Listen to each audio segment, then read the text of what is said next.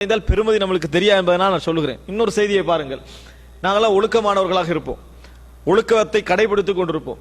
ஆனால் ஒழுக்கமற்றவர்கள் இந்த சமுதாயத்தை நிறைய நாங்கள் பார்க்கிறோம். சிம்பிளாக விபச்சாரத்தில் ஈடுபட்டு விடுவார்கள், சிம்பிளாக ஒழுக்க கேட்டில் ஈடுபடுவார்கள். ஆனால் சந்தோஷமாக சமுதாயத்தில் என்ன செய்வார்கள்? வாழ்ந்து கொண்டிருப்பார்கள். இதை பார்த்து சைத்தான் நல்லவர்களுடைய உள்ளங்களில் ஏற்படுத்தக்கூடிய ஒரு எண்ணம் தான், அவன் ஒழுக்கம் கெட்டு வாழ்ந்து கொண்டு நிம்மதியை என்ன செய்யறான்?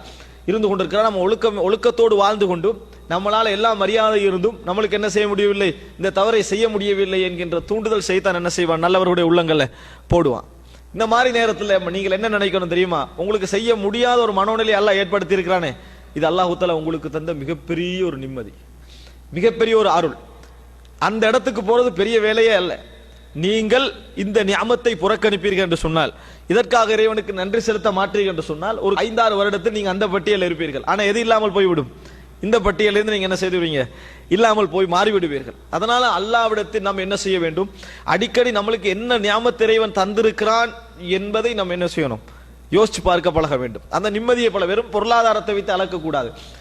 அது மாத்திரமல்ல, சிலர் தம்மை எப்படி அளந்து கொள்றாங்க என்று சொன்னால், வெளியில் உள்ளவர்கள் என்ன எப்படி அளக்குறாங்கன்னு பார்த்து அளந்து கொள்கிறார்கள். நான் பணக்காரன் அல்ல, என்னை ஏழையா தான் பார்க்கிறாங்க.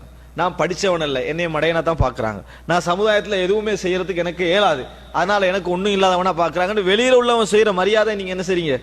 உங்களுக்கு எடுத்துக்கொள்றீங்க. உங்களுக்கு இறைவன் வைத்திருக்கக்கூடிய மரியாதை அதான் நம்ம புரிந்து கொள்ள வேண்டிய ஒரு மரியாதை. நீங்கள் நல்லவர்களாக இருந்து, திறம்படக்கூடியவர்களாக இருந்து, தியாகிகளாக இருந்தால் உங்கள்கிட்ட எதுவுமே இருக்க வேண்டிய அவசியம் இல்லை. இறைவன் களத்துல கொண்டு வந்து என்ன செய்வான்? சேர்ப்பான். இறைவன் களத்துல கொண்டு வந்து சேர்ப்பதற்கு எல்லா விதமான ஆற்றலும் உடையவன் என்பதை நாங்கள்